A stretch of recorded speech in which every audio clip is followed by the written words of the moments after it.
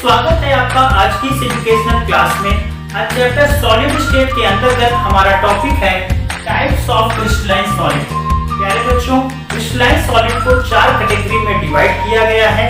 इसके अंतर्गत हम पढ़ेंगे आयनिक सॉलिड, हम समझेंगे मेटालिक सॉलिड, कोवेलेंट सॉलिड और साथ में देखेंगे मॉलिक्यूलर सॉलिड को।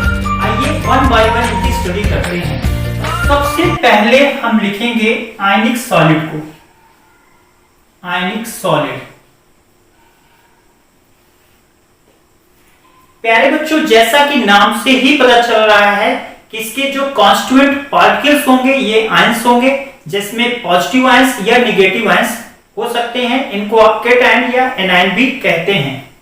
तो पहला पॉइंट आप ये लिख लीजिए कि कॉन्स्टिट्यूएंट्स पार्टिकल्स जो होंगे, कॉन्स्टिट्यूएंट्स पार्टिकल्स इसके अंदर जिससे मिलकर के आयनिक सॉलिड बनते हैं, ये क्या होंगे? आयंस होंगे। आयंस में आपका positive ion, positive and negative ion हो सकते हैं।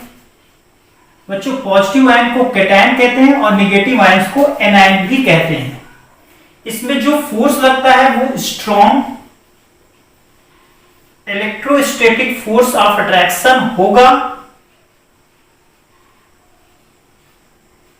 फोर्स ऑफ अट्रैक्शन होगा, जिसको आप कूलाम्बिक फोर्स भी कहते हैं। इसको आप कूलाम्बिक फोर्स भी कह सकते हैं कि कूलाम साहब ने दिया था।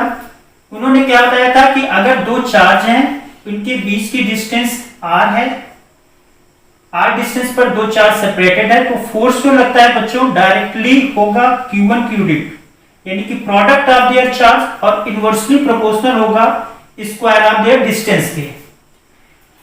बच्चों, फोर्स इसका जो होता है काफी स्ट्रांग होता है।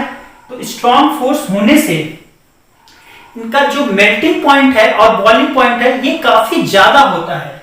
यानी आप ये पॉइंट मेंशन कर सकते हैं कि हाई मेल्टिंग पॉइंट और बॉइलिंग पॉइंट होते हैं। एक इसमें खास बात ये होती है कि सॉलिड के फॉर्म में ये जब रहते हैं तो ये बैड कंडक्टर ऑफ इलेक्ट्रिसिटी होंगे, या आप इनको इंसुलेटर कह सकते हैं। लेकिन जब इनका हम एक्वस सॉल्यूशन बनाते हैं तो ये अपने आयंस में टूट जाते हैं और गुड कंडक्टर ऑफ इलेक्ट्रिसिटी बन जाते हैं। तो आप ये लिखें कि in solid state they behave as insulator. Insulator को बच्चों आप बैड कंडक्टर ऑफ इलेक्ट्रिसिटी बोल सकते हैं। बट इन एक्वस सॉल्यूशन, जब इसका हम एक्वस सॉल्यूशन बनाते हैं बच्चों, their ions are free to move, their ions are free, उनके आयंस फ्री हो जाते हैं टू मूव, और मूव कर सकते हैं। तो इस कारण से वो क्या होंगे? एंड they become कंडक्टर, तो वो कंडक्टर हो जाएंगे। बच्चों, ऐसा इसलिए होता है कि जो वाटर का डाइलेक्ट्रिक कांस्टेंट है ये काफी ज्यादा होता है, और हमने पढ़ रखा है कि मीडियम पे लगने वाला फोर्स होता है ये पहले की तुलना में डाइलेक्ट्रिक कांस्टेंट टाइम्स कम हो जाता है।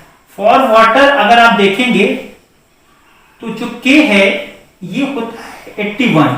तो अब आप खुद ही समझ रहे हैं कि जो पहले फोर्स लग रहा है, मान लीजिए अगर पहले फोर्स उनके बीच लग रहा है 81 न्यूटन, तो फिर 81 से अगर आप डिवाइड कर देंगे तो केवल 1 ही न्यूटन का बचेगा। तो फोर्स डिक्रीज होने से उसके आयंस क्या होंगे? सेपरेट हो जाएंगे और वो मूव कर लेंगे। इस कारण से उसकी कंडक्टिविटी इंक्रीज कर जाएगी। बच्चों, ये हार्ड होते हैं और साथ में ब्रिटल इन नेचर होते हैं, मतलब आसानी से इनको आप तोड़ सकते हैं। ये पोलर सॉल्वेंट में ही डिसॉल्व होंगे। आपने पढ़ा होगा लाइक डिसॉल्व लाइक, NaCl में पॉजिटिव और नेगेटिव आयंस होते हैं, तो ये पोलर सॉल्वेंट में डिसॉल्व होंगे। तो डिसॉल्व इन पोलर सॉल्वेंट, तो पोलर सॉल्वेंट में डिसॉल्व होते हैं। आपका रूल भी है लाइक डिसॉल्व लाइक, अगर बच्चों इसके एग्जाम्पल्स आप लिखेंगे तो एग्जाम्पल में जैसे आपका सबसे बढ़िया एग्जाम्पल आता है NaCl का, जिसको आप कॉमन सॉल्ट कहते हैं। फिर आपका आता है KCl का, MgO का। इस तरह से आप देख सकते हैं। आयनिक सॉलिड को पहचानना बहुत आसान होता है क्योंकि इसमें आयंस होंगे। सामान्यतः जो S ब्लॉक के यानी ग्रुप 1 और ग्रुप 2 के एलिमेंट्स होते हैं वो आयनिक सॉलिड फॉर्म करते हैं। प्यारे बच्चों, आइए अब आपसे डिस्कस करते हैं मेटेलिक सॉलिड के बारे में। मेटेलिक सॉलिड्स में जो कॉन्स्टिट्यूएंट्स पार्टिकल होंगे वो मेटल आयंस होंगे विद फ्री इलेक्ट्रॉन। यानी अगर आप इसमें पहला पॉइंट मेंशन करेंगे तो constituent particles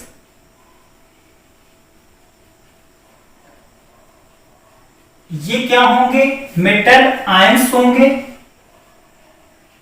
with free electron.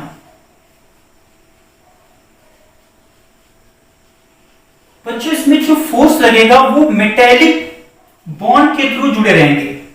Metallic bonding होगी इसमें। मेटल की आयनाइजेशन एनर्जी बहुत कम होती है तो ये इलेक्ट्रॉन लूज करके पॉजिटिव आयंस बना सकते हैं। यानी अगर आप मेटल की बात करेंगे तो वो इलेक्ट्रॉन लूज करेंगे, इलेक्ट्रॉन लूज करके पॉजिटिव आयंस बनाएंगे और साथ में ये इलेक्ट्रॉन्स। तो ये जब पॉजिटिव आयन बनाते हैं तो बच्चों इन्हीं को हम बोलते हैं कर्नल्स, और ये फ्री इलेक्ट्रॉन्स होते हैं। ऐसे बहुत से फ्री इलेक्ट्रॉन प्रोड्यूस हो जाएंगे हर एटम के द्वारा। कम से कम अगर एक भी फ्री इलेक्ट्रॉन प्रोड्यूस हो रहा है तो इससे ढेर से फ्री इलेक्ट्रॉन होंगे जो पूरे मेटल में इजीली मूव कर सकते हैं, तो उनको सी ऑफ फ्री इलेक्ट्रॉन्स भी कह सकते हैं आप। अच्छा, इसके इस प्रॉपर्टी के कारण यानी मेटेलिक बॉन्ड के कारण आप ये कह सकते हैं कि इनकी good conductor of heat and electricity होते हैं। तो आप एक पॉइंट ये मेंशन कर दीजिए कि ये गुड कंडक्टर होंगे, good conductor of heat and electricity. बच्चों, ये इनके अंदर डक्टिलिटी होती है। डक्टिलिटी तो आप समझ गए, डक्टिलिटी यानी ये कैन कन्वर्ट इनटू वायर्स हो सकते हैं। ये मेलेबल होते हैं। मेलेबल्स का मतलब आप इसका थिन शीट में कन्वर्ट कर सकते हैं। ये लस्ट्रस होते हैं। लस्ट्रस का मतलब शाइनी होते हैं। मेटल तो शाइनी नेचर के होते ही हैं, आपने देखा ही है। बट चूंकि इसमें जो बॉन्ड होता है ये इलेक्ट्रॉन्स पॉजिटिव आयन के बंधे होते हैं तो इनका बॉइलिंग पॉइंट ज्यादा होता है और ये साथ में हार्ड होते हैं। तो आप इसको ले सकते हैं कि हाई बॉइलिंग पॉइंट इनका ज्यादा होगा और ये हार्ड होंगे। बच्चों, मेटल बॉन्ड को आप आसानी से पहचान लेंगे, मेटेलिक सॉलिड्स को जान लेंगे क्योंकि उसके अंदर क्या होंगे? मेटल्स। इसके एग्जांपल्स में आप मेटल के कुछ एग्जांपल बताएं तो जैसे आपके पास है कॉपर, आपके पास है एल्युमिनियम, आयरन, ये सारे मेटल के एग्जांपल्स हैं। तो ये क्या बनाएंगे? मेटेलिक सॉलिड्स फॉर्म करते हैं। प्यारे बच्चों, मेटल्स की आयनाइजेशन एनर्जी बहुत कम होती है जिससे ये इलेक्ट्रॉन लूज कर सकते हैं और आसानी से पूरे मेटल में मूव कर सकते हैं ये फ्री इलेक्ट्रॉन्स। तो इनके कारण ये गुड कंडक्टर हीट इलेक्ट्रिसिटी होती है। ये डक्टाइल होते हैं, मेलेबल होते हैं, साथ में लस्ट्रस होते हैं। मेटल आपस में मेटेलिक बॉन्ड के द्वारा जुड़े होते हैं, इसके कारण इनका जो मेल्टिंग पॉइंट है ज्यादा होता है और साथ में ये हार्ड होते हैं। मेटल्स के एग्जांपल्स आपको पता है जैसे कि कॉपर है, एल्युमिनियम है, आयरन है, गोल्ड है, etc। प्यारे बच्चों, आइए अब हम लोग डिस्कस करते हैं कोवैलेंट सॉलिड के बारे में। इसमें जो कॉन्स्टिट्यूएंट पार्टिकल होंगे वो होंगे आपके नॉन मेटल एटम्स जो कि आपस में जुड़े होंगे by covalent bond, joint together which joint, जो कि जुड़े होंगे बच्चों bye covalent bond.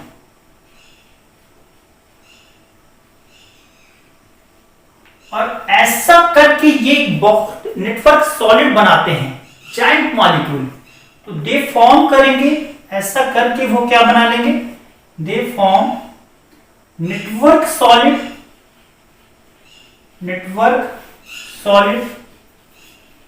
and giant molecules।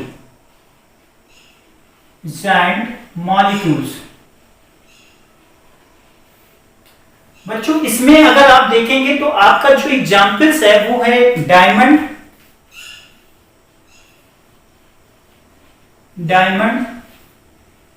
अगर आप पढ़ेंगे इसमें तो ये sp3 हाइब्रिडाइज होता है, ये हार्ड सब्सटेंस है और ये आपका बैड कंडक्टर होगा, यानी कि इंसुलेटर की तरह बिहेव करेगा और इंसुलेटर की तरह बिहेव करता है बच्चों। अगर डायमंड की स्ट्रक्चर देखें तो जो कार्बन है ये बाकी ऐसे 3-4 अलग अलग कार्बन एटम से ज्वाइन रहेगा और ये एक लंबी सा ऐसा जुड़ता चला जाएगा, जॉइंट मॉलिक्यूल बनाएगा इस तरह से बच्चों, ऐसे ये जुड़ते चले जाएंगे। तो ये 3 डायमेंशनल स्ट्रक्चर देता है, इसलिए इसको आप नेटवर्क सॉलिड भी कह सकते हैं। डायमंड हार्डेस्ट सब्सटेंस, ये बैड कंडक्टर ऑफ इलेक्ट्रिसिटी होता है। और लेकिन इसी की तुलना में अगर आप दूसरा एग्जांपल बच्चों देखेंगे वो है ग्रेफाइट। ग्रेफाइट अगर आप देखेंगे तो पेंसिल की नोक में ग्रेफाइट रहता है, ये सॉफ्ट होता है और गुड कंडक्टर होता है, गुड कंडक्टर। ऐसा इसलिए होता है बच्चों क्योंकि इसमें जो कार्बन एटम जॉइंट होता है वो sp2 हाइब्रिडाइज होता है, यानी कि हर कार्बन एटम 3 कार्बन से जुड़ा रहता है। That means every carbon atom जो होगा ज्वाइन विथ 3 कार्बन एटम्स, तो 3 कार्बन से ज्वाइन रहेगा बच्चों, तो एक इलेक्ट्रॉन फ्री रहेगा, एक इलेक्ट्रॉन अभी भी रिमेन्स रहेगा जो कि फ्री टू मूव होगा। तो 1 इलेक्ट्रॉन स्टिल फ्री रहेगा टू मूव। इस कारण से ये क्या होंगे, गुड कंडक्टर होंगे। बच्चों जब इनका आप स्ट्रक्चर देखेंगे तो इनकी लेयर्स के बीच में स्पेस होता है तो इजिली ये मूव कर सकते हैं, इस कारण से इसको आप लुब्रिकेंट की तरह भी इस्तेमाल कर सकते हैं। और भी दूसरे एग्जांपल्स अगर आप देखेंगे तो आपका आएगा सिलिकॉन कार्बाइड या SiO2, ये सारे एग्जांपल हैं बच्चों कोवैलेंट सॉलिड में। तो कोवैलेंट सॉलिड में कांस्टिट्यूएंट पार्टिकल्स जो होंगे नॉन मेटल एटम्स होते हैं, ये कोवैलेंट बॉन्ड के द्वारा जुड़े रहते हैं और ऐसा ये 3 डायमेंशनली बन करके एक बहुत बड़ा जायंट मॉलिक्यूल्स बनाते हैं। इनकी अगर हम डेंसिटी की बात करें बच्चों तो इनकी हाई डेंसिटी होती है और साथ में इनका मेल्टिंग पॉइंट बहुत ज्यादा होता है। तो melting point is very high और ये हार्ड होते हैं बच्चों। इसमें डायमंड तो आपका हार्डेस्ट सब्सटेंस है और बैड कंडक्टर ऑफ इलेक्ट्रिसिटी होते हैं। एक्सेप्शनल बिहेवियर आप देख रहे हैं ग्रेफाइट के केस में। ग्रेफाइट में आप देखते हैं इसमें sp2 हाइब्रिडाइज होता है, यानी कि एक कार्बन एटम 3 और दूसरे कार्बन एटम से जुड़ा होता है, इस कारण से एक इलेक्ट्रॉन अभी फ्री रहेगा। ये फ्री इलेक्ट्रॉन जो है ये मूव कर सकता है, जो किसको प्रदान करता है, good conductor of electricity. Graphite के स्ट्रक्चर में जो लेयर्स के बीच में बच्चों स्पेस होता है, तो ये स्पेस के कारण जो है बच्चों इसको आप इस्तेमाल कर सकते हैं लुब्रिकेंट के लिए भी। इसके आगे एग्जाम्पल में आप देखेंगे तो सिलिकॉन कार्बाइड, एक बार ये क्वेश्चन आया आपके एग्जाम में भी, और साथ में SiO2 होते हैं जो कि नेटवर्क सॉलिड फॉर्म करते हैं। प्यारे बच्चों आइए डिस्कस करते हैं मॉलिक्यूलर सॉलिड के बारे में। जैसा कि नाम से ही पता चल रहा है इसमें कांस्टिट्यूएंट पार्टिकल्स मॉलिक्यूल्स होंगे। Depends upon the nature of molecules, इसको आप फिर 3 कैटेगरी में डिवाइड कर रहे हैं, जिसमें आते हैं आपके नॉन पोलर, पोलर और हाइड्रोजन बॉन्डेड मॉलिक्यूलर सॉलिड। आइए वन बाय वन इनकी स्टडी करते हैं। तो सबसे पहले आप लिखिए नॉन पोलर मॉलिक्यूलर सॉलिड।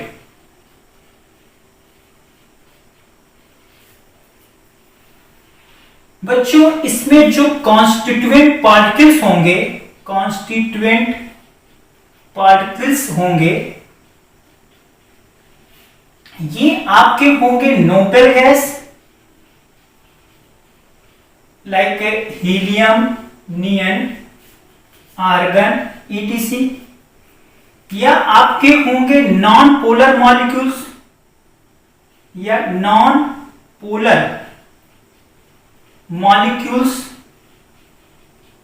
जिसमें आप क्या सकते हैं हाइड्रोजन H2, I2, Cl2 या CH4, इस तरह से मॉलिक्यूल्स प्रेजेंट हो सकते हैं। इसमें फोर्स जो लगेगा बच्चों ये बहुत कमजोर होगा, जिसको आप बोलेंगे वीक डिस्पर्सन या लंदन फोर्स कह सकते हैं, लंदन फोर्स होंगे। और ये मोमेंट्री होगा, मतलब थोड़े समय के लिए होगा, मोमेंट्री होगा थोड़े समय के लिए। तो इस कारण से, इस वीक फोर्स के कारण से आप ये कह सकते हैं कि जो सॉलिड होंगे, जो सॉलिड्स होंगे, ये सामान्यतः क्या होंगे बच्चों, सॉफ्ट होंगे, बहुत सॉफ्ट होंगे। और ये बैड कंडक्टर ऑफ इलेक्ट्रिसिटी होंगे, यानी कि आप इनको इंसुलेटर कह सकते हैं, इनको आप लिख सकते हैं इंसुलेटर हैं। और इनका लो मेल्टिंग पॉइंट होगा बच्चों, क्योंकि इनका जो फोर्स होता है बच्चों ये बहुत ही कम होता है। इस कारण से ये यूजुअली जो आपके एग्जिस्ट करेंगे, यूजुअली ये गैसेस के फॉर्म में, गैसेस और लिक्विड फॉर्म में एग्जिस्ट करेंगे, लिक्विड फॉर्म में एग्जिस्ट करते हैं at room temperature and normal pressure, at room temperature and normal pressure.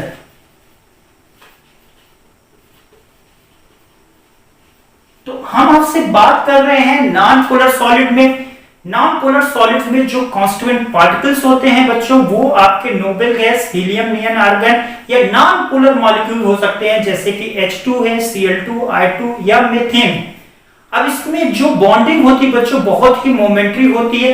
इसमें फोर्स लगता है डिस्पर्सन या लंदन फोर्स होता है, जो कि काफी कमजोर होता है। इस कारण से इनका मेल्टिंग पॉइंट बहुत कम होता है, बहुत सॉफ्ट होते हैं और ये बैड कंडक्टर ऑफ इलेक्ट्रिसिटी होते हैं, या इनको आप इंसुलेटर भी कह सकते हैं। क्योंकि फोर्स बहुत कम होता है, इस कारण से ये रूम टेम्परेचर और नॉर्मल प्रेशर पर ये सामान्यतः गैस या लिक्विड के फॉर्म में एग्जिस्ट कर सकते हैं या करते हैं।